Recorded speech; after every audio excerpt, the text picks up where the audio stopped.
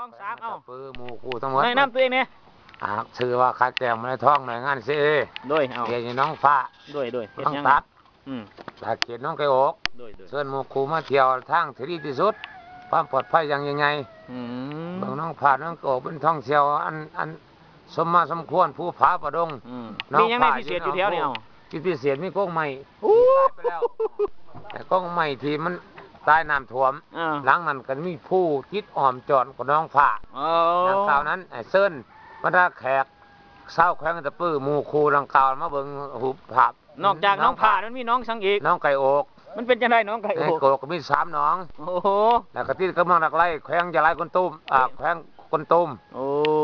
เท่านั้นแหละบ่ไล่แล้วมันสิเสียสมมาแล้วผู้คนได้เป็นจังได๋ซั่นน่ะฮะมันไทยเผาอันใดเด้ซั่นน่ะบอกมาบางทีเผามีเผาแย่แล้วก็มาจากที่ประเทศเวียดนามโอ้คนตุ้มจะไล่4-5-6บ้านเนาะแถวนี้เนาะ5-6บ้านมีเขาบอกภาษาหยังแน่ภาษาแย่เบิดแหละมีรักยังรากภาษาลาวเขาเข้าใจกันเนาะน้องตัดใหญ่น้องตัดน้อยน้องผ่าน้องไก่อกคนนี่บ่หลายบ่ได้เนาะแถวนี้เนาะหลายอยู่มันรับน้องพัดไปผู้สาวเด้จะติดภายในผู้สาวติดผู้ฮักข่อยแล้วโอ้หลายคนแล้วเนาะหลายคนแล้วโอเคเอายินดีเนาะ